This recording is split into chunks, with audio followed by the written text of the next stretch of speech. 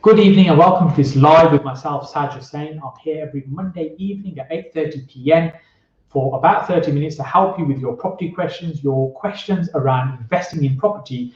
And I'm here ultimately to help you use my 15 years of property investing experience to help you get further, faster in your property investing journey.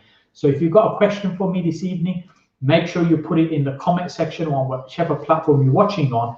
Make sure you do that nice and early so it doesn't get left too late and get missed. So we're streaming live on Facebook, LinkedIn, YouTube, Instagram, and Twitter. So make sure you get your question in early on the platform.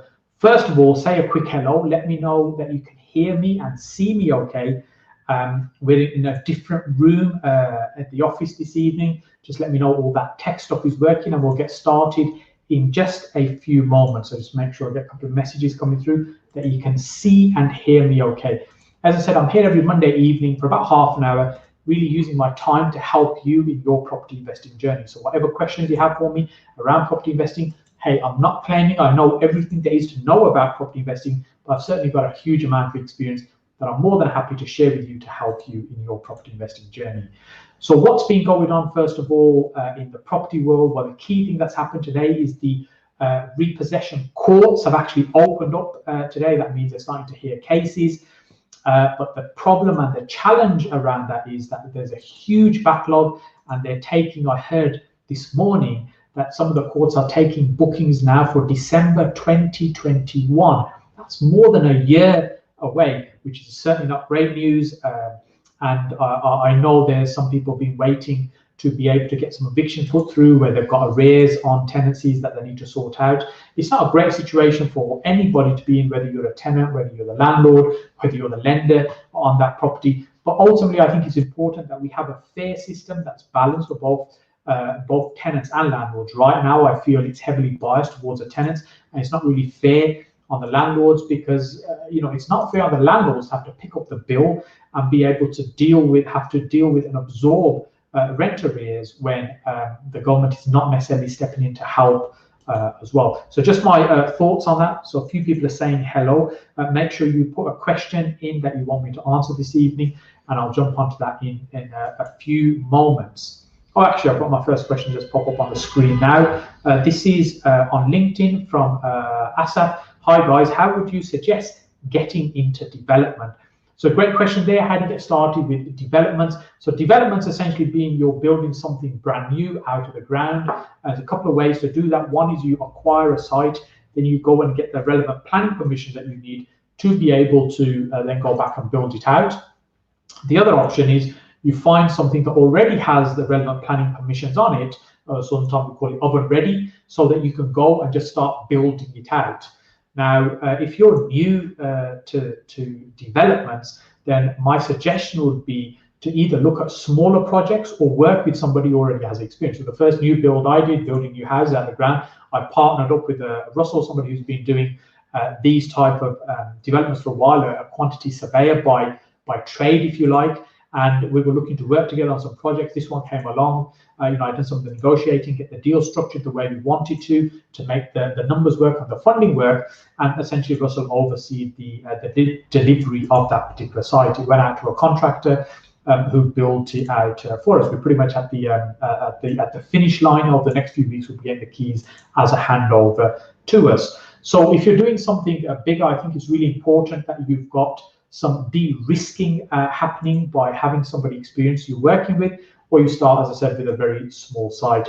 And I would probably look at a site that already has planning approval in place. And when you are looking for sites with planning approval, it's important that you look at the conditions as well that have been attached to that planning approval, just so that you can see what requirements need to be satisfied in order to be able to build out that property successfully. Because sometimes the conditions that have been attached to planning permission can be quite onerous and quite difficult to implement as well, and maybe even fairly costly, and that could throw the numbers out completely for you.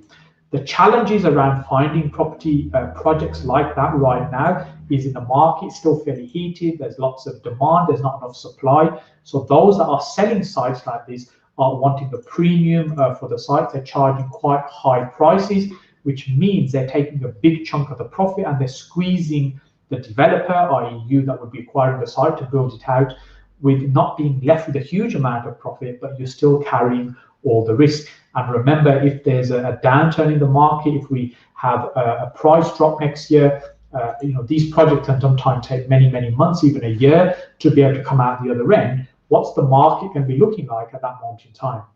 Other factors to think about is whether you're going to be keeping at the other end or whether you'll be looking to sell. I know sometimes people say, well, I'm going to look to sell, but if I can't sell, I'm going to keep.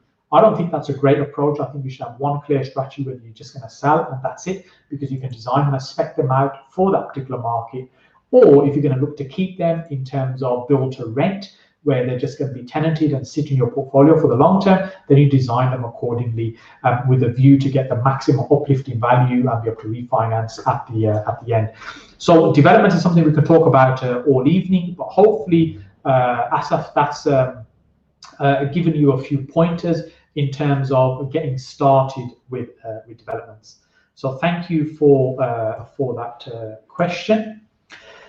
So the next question we have on LinkedIn is from Junaid. Are you currently investing during COVID? So another good question. Am I investing right now? So I've just come off a call from my mentoring group, the Inner Circle mentoring group. We usually have a private call on a Monday evening before I do this particular session. And one of the things we're talking about is investing right now, the strategies right now. The important thing in property that I learned quite a long time ago is that the only certainty you get in property is constant change. The market is always evolving, the property market is constantly changing, and we need to be able to adapt what we do in order to be able to take the best advantage of the market as it is at that moment in time. So for example, what we were doing 5 years ago is probably quite different to what we were doing 10 years ago, and will probably be quite different to what we might do in 5 years' time. And not completely different necessarily, just that the market changes and you need to change what you're doing as well. So for instance, one of the big changes happened recently is the taxation, section 24, which means that it's less viable to buy property in your personal name now. More and more investors buy property in companies, which 10 years ago, very few people were thinking about buying properties in companies. The vast majority of portfolios were held in personal names. So just an example of a change where we need to adapt with the market as the market changes. So right now, what's the state of the market? The state of the market is we've got pandemic going on, viewings are quite difficult, there's some restrictions around lending, some of the lenders are a little bit nervous, and with everything going on and the uncertainty in the market, you'd expect the prices to be falling. So are they falling? No, they're absolutely not. The prices are still quite strong, there's lots of buyers out there, and the challenge is there's a restriction on supply. There isn't much stock in the market. So that little stock that is in the marketplace that's up for sale right now, there are plenty of buyers, and some of the buyers overpaying for those particular properties. So what that means right now is stocks flying off the shelf, as it were, property selling very quickly. And if you're buying right now, what is it you're doing? Well, before we purchase anything now, we have to think about what's going on in the market as it stands, and where are we going to end up in a few months' time? What's going to be the state of play? Well, I still believe the market is going to change. I think prices are going to fall. And I think as the furlough schemes, the government support for various assistance all starts to drop off, what we will see in the marketplace is unemployment will start to rise.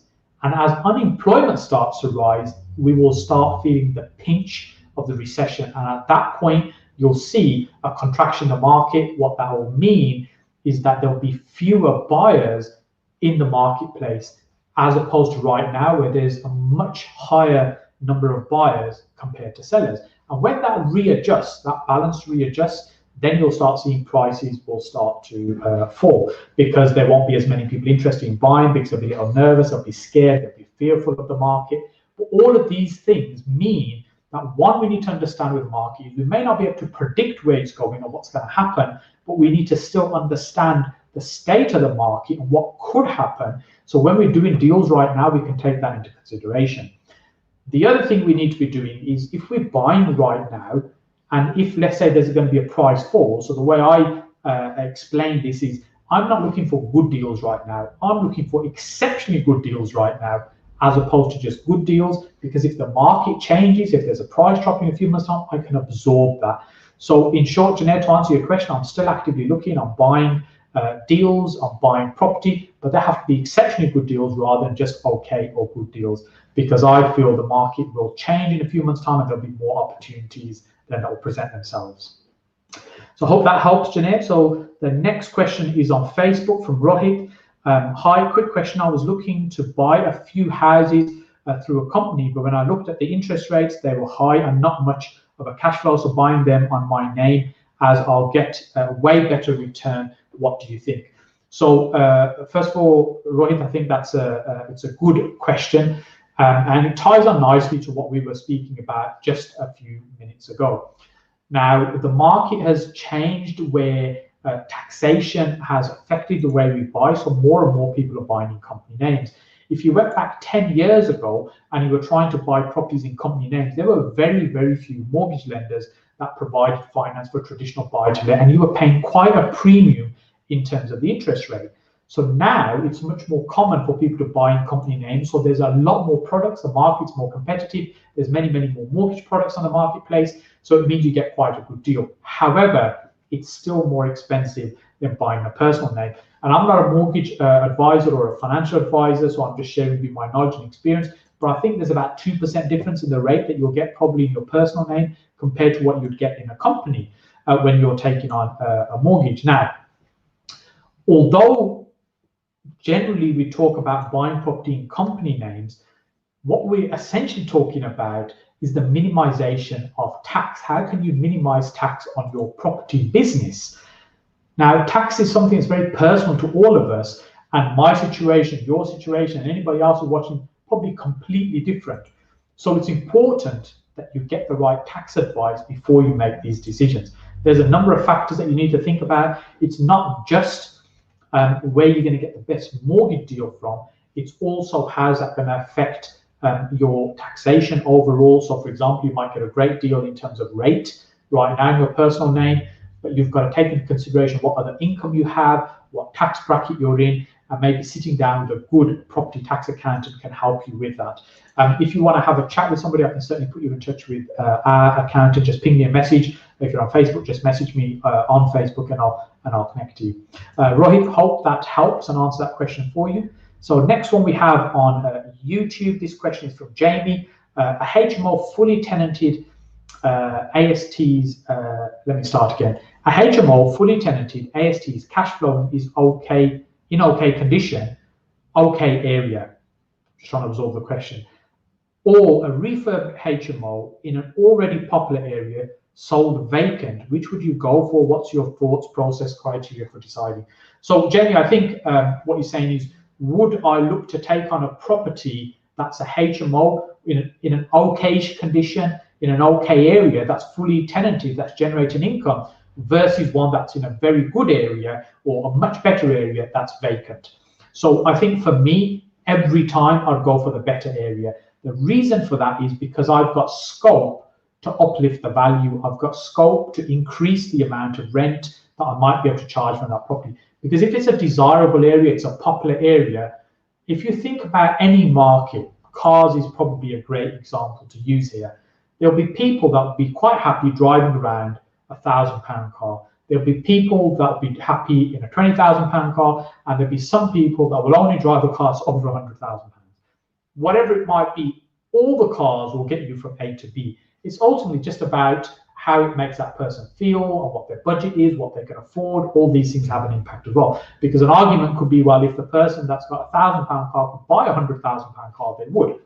Isn't always necessarily the case, because not everybody does want to do that necessarily. The point I'm trying to make is that within a marketplace, there are different products positioned for different people. So if I go to a popular area when it comes to HMO rooms, and my rooms are products, they are products that I'm selling in the marketplace, and I want to position them at a point where I can get a higher rent. So I want to create the £100,000 equivalent, if you like, of the car in a room. I want to create a really nice, desirable room. As long as I can do that on a reasonable budget, what it means, I'll always be able to get a better rent. I'll be at the top end of the market because this marketplace already has the people there looking. If I go to an area which is an okay area and an okay rents, I'll be quite limited in terms of what I can do and where I can experiment, where I can push that up. Now, if you've got a good quality house and you market it right, it won't take long to fill. I mean, generally speaking, I've said if we've got a 6-bedroom HMO, if it hits the market within 6 weeks, it should be full. There's actually a lot of other factors we need to think about, such as the time of the market. Like right now in September, as we're filming this, the market's really busy for us in terms of HMO rooms. And the reason for that is because we let to predominantly like 25 to 35-year-old, that sort of age range.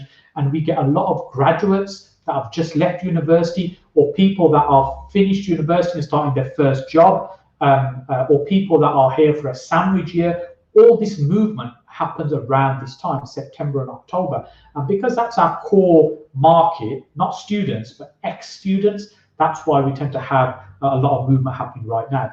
So when I talk about filling 6 rooms in 6 weeks, sometimes it's much quicker. Other times you might have a little bit of a lag. For example, it's over Christmas, it might take a bit longer because not as many people are thinking about moving over Christmas. So hands down, every time I would go for the house in the best location so I can create a premium product and charge a premium rent. So Jamie, hope that answers your question and helps. So the next question is on LinkedIn, and it's from Imran. Good time for commercial investments on high streets or not? So very broad question there. I think there will be some opportunities for sure on the high street without a shadow of a doubt. So our high streets are changing completely. The internet and Amazon has completely changed the way we shop and we spend money. And people that have grown up with the internet, people in their late teens, early 20s, that sort of generation, that's all they know.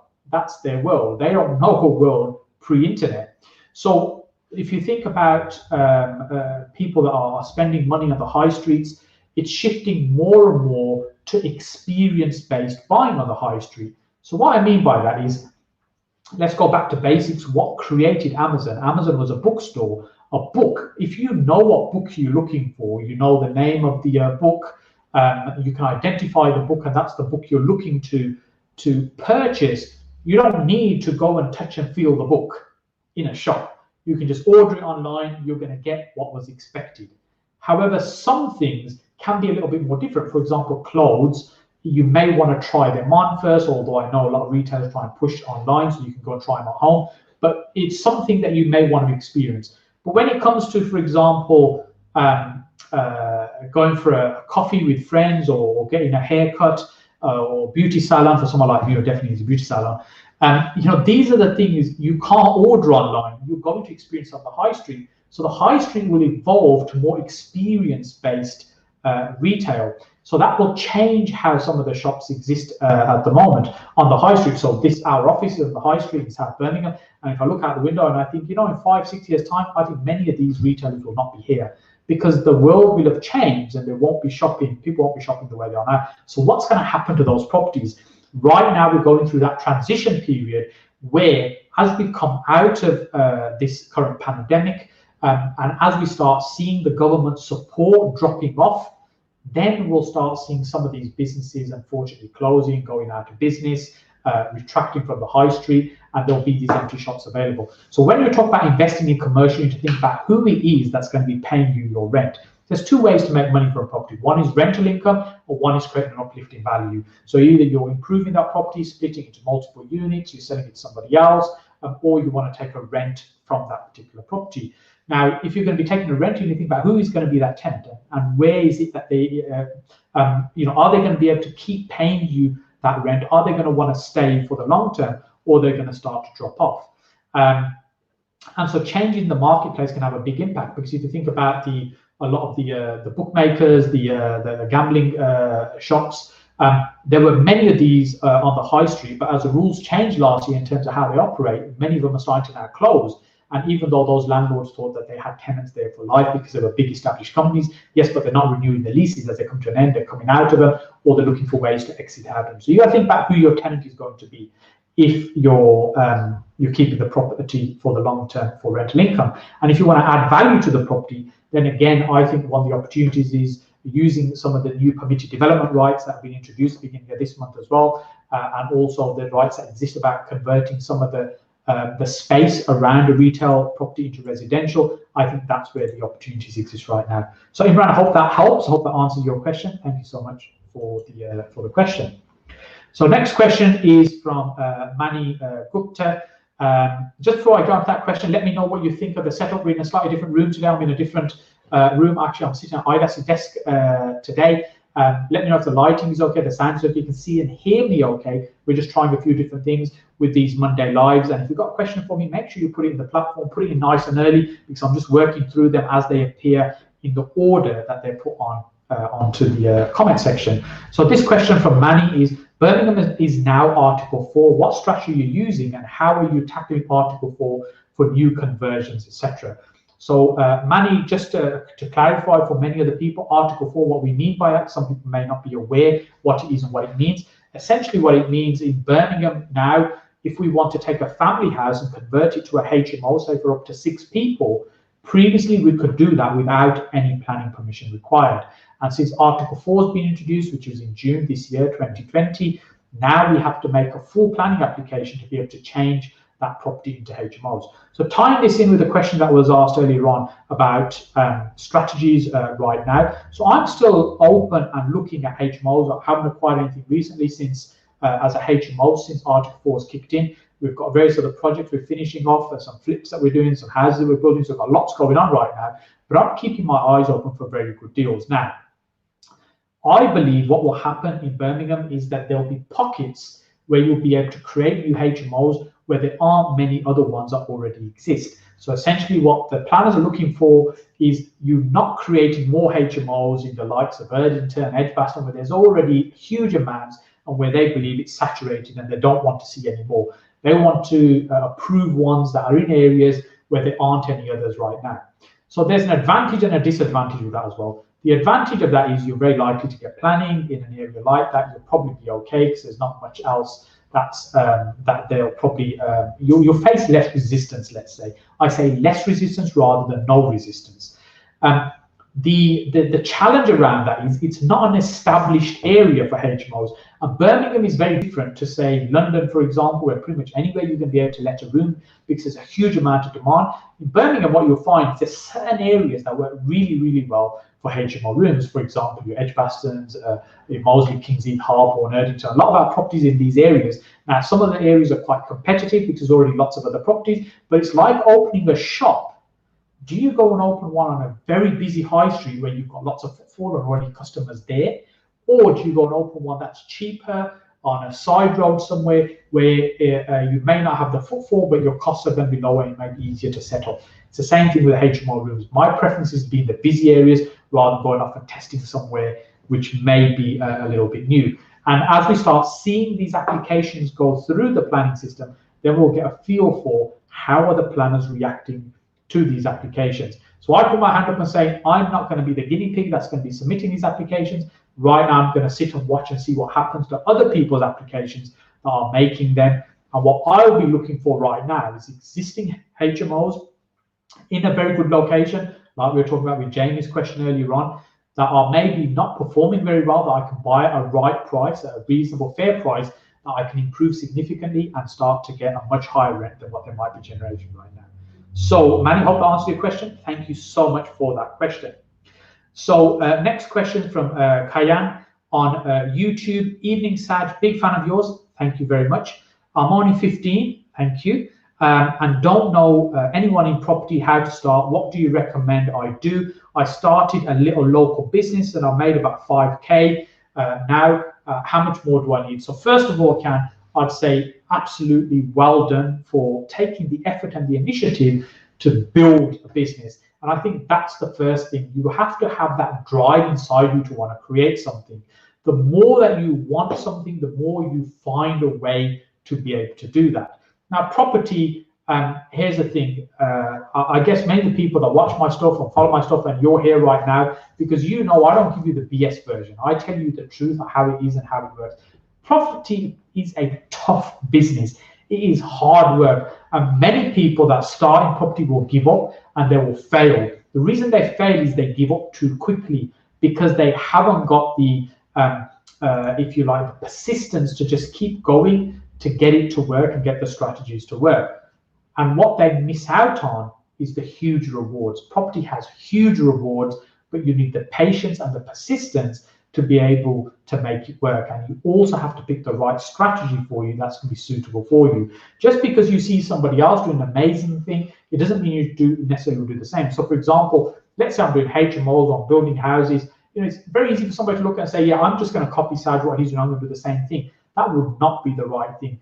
What you need to look at is, what is it that you can bring to a property business? What value can you add, and what might be the right strategy for you? So as you said, you've got a modest amount of money as a starting point. It's a lot of money, but it's modest in compared to the values of property and what percentage that might be. It's certainly not enough to put down as a deposit to buy a property to start in that way. And of course, as you said, you're only 15. So it's thinking about your skills, and I don't know enough about your background, but let's say you had some fantastic tech skills, online skills. You could be thinking about how can you use those to either generate leads from sellers, for example, help people find tenants. So you start working with people in the property sector, trying to support and serve them. And by being in that environment, as you are doing more of that, one is you're making money from your business by supporting these other people in the property space. But secondly, you're also learning by, even if it's just osmosis, just by the fact that you're in that environment, you'll pick up what's going on, and you'll find that will help.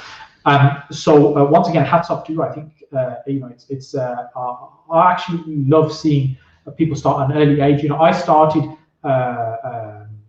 in business, if you like, at a very young age. At about 12, 13, I was selling computer games at school, and that's how I built my computer equipment. I had quite a big IT setup even at that age. This was back in the 80s. So when I see people starting early, I find it so inspiring, and I'm sure you'll go far in whatever you do. Just stay focused and make sure you're in it for the long game and not short wins necessarily. Thank you for that question, Kaya. So how are we doing for time? Let's see if we can squeeze one more question in before we finish. And this one is from Mohammed Khalil on LinkedIn. What are your thoughts on the current economic climate and its impact on the housing market? Will we see potential black swan event or a drop in prices? So Mohammed, I'll say, if you didn't watch the whole video this evening, the presentation, when the recording's available, make sure you go back and watch it again, because I talked about somewhat this evening how I think the market will change. There are some indicators right now that the price is going to fall, but there's no guarantee. My gut feeling is the prices are going to fall next year, and we'll start seeing some price drops and some opportunities that will arise there. But there's no certainty that will happen. So what we don't want to do, we don't want to sit on our hands with some cash sticking in the bank, thinking, well, I'm waiting for this fantastic opportunity so I can get started. Because anything can change. So for example, the government could quite easily step in if they see that the house market could crash and try and put some measures in to prevent that. For instance, one thing they could do is the stamp duty current holiday will end in March, at the end of March 2021. As we get into March, they can extend it further, so to prevent this slowdown happening at that time. And there's many other measures they can put into place. The encouragement of lending from lenders, the increasing of loan to values by supporting lenders as well. So there's so many things they could do to support the housing market if they want to and if they have the desire to. So we don't know what will happen.